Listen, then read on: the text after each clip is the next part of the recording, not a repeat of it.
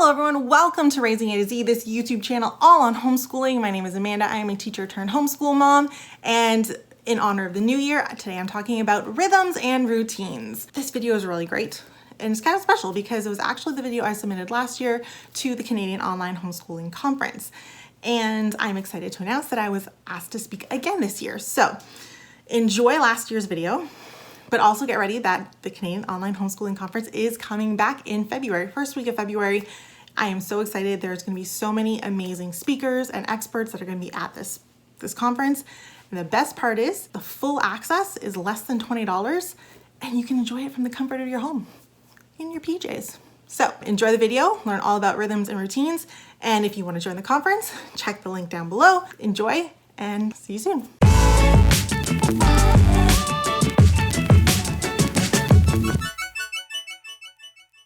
Hi everybody, welcome to the show. My name is Amanda Ostrander. I am a certified teacher out of Ontario, and a few years ago we started our homeschooling journey with our two daughters, Alexi and Zoe, and we decided to document that and offer some help and tips and support for other homeschooling parents, because one of the things that I discovered when I started homeschooling was that you didn't need a teaching degree to homeschool. So I started a YouTube channel for talking about homeschooling, and Raising A to Z has kind of taken off, and that has become a really cool place where I get to help other parents learn about homeschooling, help them figure out some difficulties that they're having, and I get to help homeschooling parents build confidence and be inspired that they can homeschool and that they can enjoy it, and it can be a great opportunity for them to educate their kids at home. That is what I do. And because we are kind of a public YouTube channel, we get a lot of comments and a lot of questions and people who message into us and ask us for help. And one of the biggest things that we get asked when it comes to homeschooling, second biggest thing, first thing is obviously, what about socialization? We got videos on that, you can check those out. But the biggest question we get is all about scheduling and how do you build the perfect schedule? Like, how do you fit everything into a day? How do you figure out what you're gonna do? We just get so many questions about how to build the perfect homeschooling schedule. And so I thought I would kind of talk a little bit about that and what kind of tips I often recommend to new homeschoolers or people who are struggling to come up with a homeschool schedule or routine, and how hopefully these can help you guys establish a really great homeschooling routine for your family. First things first, I always like to tell everyone there is no such thing as a perfect homeschooling schedule. There isn't. It does not exist. It is not something that you are going to find anywhere, because every family is unique. Every family is different. Every family has their own rhythms, their own flows, their own things that they value, things that they don't care about, things that their own lifestyles. Like, there's so many differences between my family and the family next door that it doesn't, like, there's no way that our schedules are ever going to be similar, let alone identical, and what works for me is not going to work for the family next door. It isn't going to happen, right?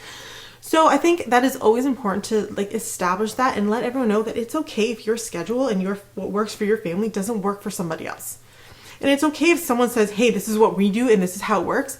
It's okay if that doesn't work for you. Like, that doesn't mean that your family is broken. It doesn't mean that the other family is broken. It just means that your family just flows differently, and that is okay.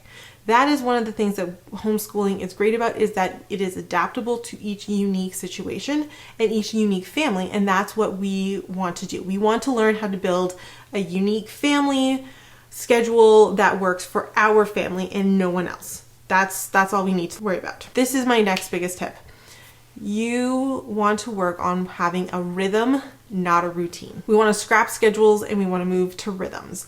I think especially if you're a new homeschooling family, there's the idea, especially if you haven't deschooled, there's the idea that you need to be on this strict schedule. That, your kids are going to wake up at 7 and they're going to have breakfast, and then they're going to get dressed, and at 8:30 or 9 o'clock we're doing school, and we're going to do math from 9 until 9:30, and then we're doing reading from 9:30 until 10, and then from 10 to 11 we're doing spelling and writing, and basically that idea is coming from the school system. It's this idea that you are pulling school and putting it into your house, school at home.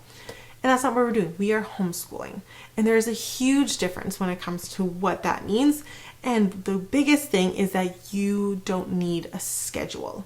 You need a rhythm. So I always say If you are new to homeschooling, if you're looking for schedules, you're not looking for a schedule, you're looking for a rhythm. So what do I mean by a rhythm? Before we get into what a rhythm is, schedules and routines are, like I said, they're very specific, they're very time blocked, they're very detailed of what is happening in those specific blocks, and they're quite rigid. The reason that schedules and things like that exist is because they do have a place and a purpose. Like, that, not knocking them, they do have a place and a purpose. Their purpose is for getting multiple people together at a specific time. So, for example, we do have things in our schedule that are scheduled. Our kids take gymnastics, so they have to be at the gymnastics class at a certain time. That is scheduled because it is affecting multiple families, right? They're not the only kid in the gymnastics class. The coach has to be there, the other kids, the parents have to drop off. So there is a schedule, and there's a place for schedules for having, like I said, when it affects multiple people. But when it's just your family in your home, you don't need a schedule, you don't need a routine, you want a rhythm. So a rhythm is much more go with the flow. It's much more relaxed. It's much more flexible than a strict schedule. Having a rhythm is kind of similar to having a to-do list for the day and having the expectation that everything on the list is going to be done by the end of the day, but when it happens isn't really important. So you might have some specific time marked events. For us, that tends to be meals. So for example, noon is lunch. That means that at that specific time, we are going to break from whatever we're doing and we're going to have lunch because we need to eat. But for the rest of the time during our day, we're kind of flowing through things at a more natural rhythm. So rather than having like a strict, like, okay, you need to be out of your bed at this time. You need to be doing your schoolwork at this time. You need to be doing your chores at this time. We just kind of like go through and just check things off the list as they go. So whenever the kids wake up, they wake up. If they wake up between 7, 7:30, 8 o'clock, that's what their body needs. We allow that. And that's just how we start the rhythm of the day. There's no jarring get out of bed because we need to go, unless we actually have to do that. But for the most part, when we're home, when we don't have an activity in the morning, that's what we're doing. We're just we let everybody wake up naturally. And then they have breakfast.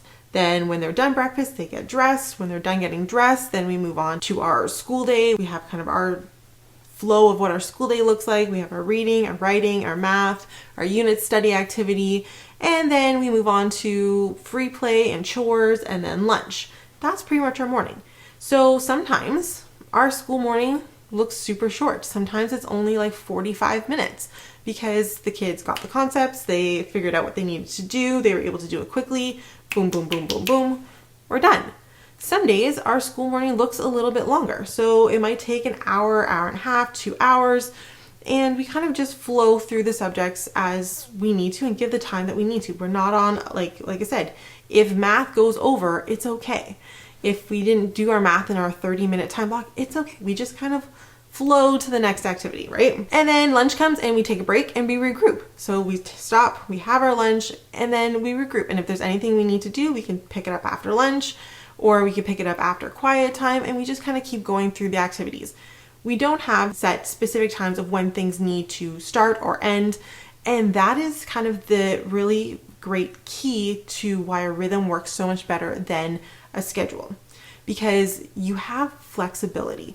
When you're looking at a strict schedule, what do you do if your kids take longer on an activity? Well, now you've thrown off the whole day, right? So if your kid needs an extra 15 minutes or half an hour to do math because it's just taking a little longer for them today, you're now 15 minutes, half an hour behind on everything else for the day. That creates stress, that creates anxiety, that creates a rushing feeling, and it's going to add stress and anxiety to your homeschooling and stress and anxiety to your day, which it doesn't need to be there. You can take a few extra minutes and then it's okay. Like if you don't get around to sweeping the floors because you ran out of time before lunch, that's fine. Do it after lunch. I feel like a bit of a hippie when I'm just like, can we just flow through the day? But that is really kind of the vibe that you're going for. You want to have like things just happen. If they take a little longer, they take a little longer. And then it goes the other way too. Sometimes like, what if your kids just like whip through everything? What if they finish their math in 10 minutes? What are you going to do with your day? So now you're like 20 minutes ahead. But some people are like, well, and now what do we do? What do we do? What do we do? For some people, they just don't know what to do with that time when it comes to the end of the day because they feel like they haven't done their full learning time. Your kids are learning. If they learned it in 10 minutes or they learned it in 30 minutes, they learned what they needed to learn that day, right? What having a rhythm does is it eliminates that stress of being on a clock, because we don't need to be on a clock. We are not at a job. We are not in a classroom. What we're doing in our home is not affecting families outside of us. We can just take our time. Having a rhythm also gives you more ability not only to be flexible, but to be spontaneous and to kind of follow learning wherever it's happening. So, for example, back in September, we were doing a whole unit on famous women, and one of the women that we had talked about was Georgia O'Keeffe, who is a famous artist. And so we finished reading a little biography about her, and my daughter's like, what does her artwork look like? And so grabbed my phone and we started pulling up different pictures of her artwork and what they look like, and she was really excited about that, and she went, well, can we paint like that? I said, yeah, sure, let's do it. And so we ran outside, we got some flowers as, inspiration. We came back in, we got out the watercolors, and we sat down and we painted. That's not what we planned for today. But my kids, months later, are still talking about the day that we painted Georgia O'Keeffe flowers. They remember that because it was this moment where they got to just follow their learning, follow their excitement. And so we went down this rabbit trail of art and history and color and composition, and it became this whole thing that wasn't really planned. And had I been on a strict schedule, I would have been like, oh, sorry, we can't, reading's done, we have to move on to writing now. But because I was like, oh, well, let's do this. And then when we were finished, they're like, yeah, this is great, they're drawing now. Okay, cool. Let's go do our writing. Awesome. Like it was just like a very natural thing that we just kind of moved on through our day without feeling like we had to stick to specific times. And like I said, my kids are still talking about that activity because it really clicked with them. And because we followed their learning, it meant more because they were the ones asking questions. It built better connections in their brain and better memories. And so they learned more in that 20-minute kind of tangent that we went on, and painting tangent, than they did the whole week. And they still remember it and they still talk about it. That is the great thing about a rhythm. So what does a rhythm actually look like? What does our rhythm look like? On a typical day when we're at home, we wake up, they have breakfast and watch cartoons. When they're done, they get dressed, and then we move on to school where we do our reading, writing, math, and our unit study activity. We do chores and free play for whatever amount of time is left before lunch. Then we have lunch. After lunch, we do a little bit of quiet time. When that is over, usually somewhere around 3-ish, kind of give or take. That's usually how long they can last. Then we move on, we do a snack, and then we have outdoor playtime. We do some more free play, and then we move on to, I get dinner ready, we have dinner. After dinner, it's baths, chores, tidy up, and then we get into our bedtime routine and we're going to bed. That's kind of our flow of the day. We're just kind of like, we just move through things, and if it takes longer, it takes longer. If it doesn't, it doesn't. If we're done quickly, and we just kind of flow through it. And that is kind of why I always encourage families to do a rhythm over a routine, because you don't necessarily need the strict times. You just want to have kind of like a checklist of like, by the end of the day, these are the things I want to get done. And check, check, check, and you're done. Now, there are a few things that I always encourage other parents to look at when it comes to establishing routines or schedules or rhythms, like I encourage. And I'm going to give you a few more tips because I think that everyone needs as many tips as they can get. First things first is schedules are not forever. Routines and rhythms are not forever. So every kind of 3 to 4 months, I look at what our rhythm is for each day and for each week, and I look at what needs to be adjusted because things change, families grow. For example, during the summer, our rhythm is very different than during the summer when my husband, who is a teacher, is home. He is very spontaneous and we're out the door a lot. Our rhythm is very different than it is in the middle of January. Like, it's just the way life goes, right? There's also things that happen in your life that can make things very different. Like, we have different activities during different times of the year. We recently got a new puppy, so that's kind of like thrown our rhythm off differently because now we have to make sure he's going out at certain times to kind of, house train him. And then we've also had times where, like, I had one kid who needed to go for naps, one who didn't, and then she was dropping her nap. So every couple months, it's good to take a moment and step back and say, okay, what is working in our rhythms? What is not working in our rhythms? What can we adjust and how are we going to do that? So rhythms and routines are not forever. Just remember that. And I think that really helps because then you're not fighting what is naturally happening in your family. Another thing I encourage pretty much every homeschooling family to do is build in some kind of quiet time during your day. For us, it's about an hour and a half after lunch. We have just like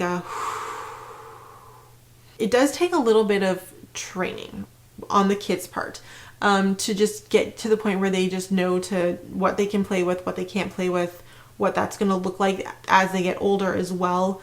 They tend to be able to do it much more easily. And it's just kind of a bit of a break for the kids. It's a bit of a break for me. And I always say they get to do what they want as long as it's calm and quiet. So often my kids go and they color, they play with Legos, they're doing magnet tiles, whatever. But it's also a great time that if they need a nap, they can go and lay down and have a nap or just read quietly in their beds. That's an awesome option. And I get a little bit of downtime and a bit of a break for myself.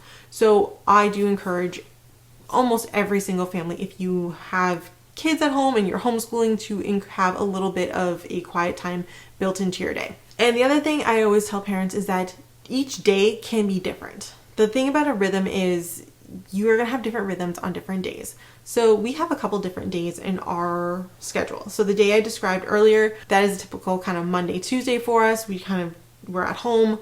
That's very different from a Wednesday where we basically get up, we do one subject, and then we're out the door because we're at playgroup, we're getting groceries, we're running errands, we're home for about 2 hours, and then we're off to gymnastics.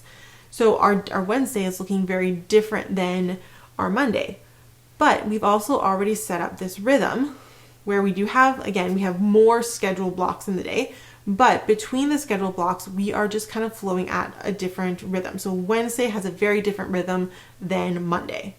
And then we also have a very different rhythm on Friday, which is kind of we call it Fun Day Friday, where we kind of do more of our like fun subjects. So we'll often do like a science experiment on Friday, or we'll do art, and then we do tea time in the afternoon. So we have a little bit of a different flow. It's similar to Monday, but it's not quite the same.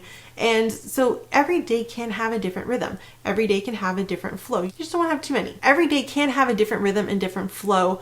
It just depends on what your family situation is, right? Some families have, they aren't in co-ops or they're not doing extra activities. Some families are going to have a very consistent, Monday through Friday, it looks pretty much the same. That's what works for them. Some families like ours, our days, basically Monday, Tuesdays, and Thursdays are the same. Wednesdays are totally different and Fridays are totally different. Like it's just the way it is.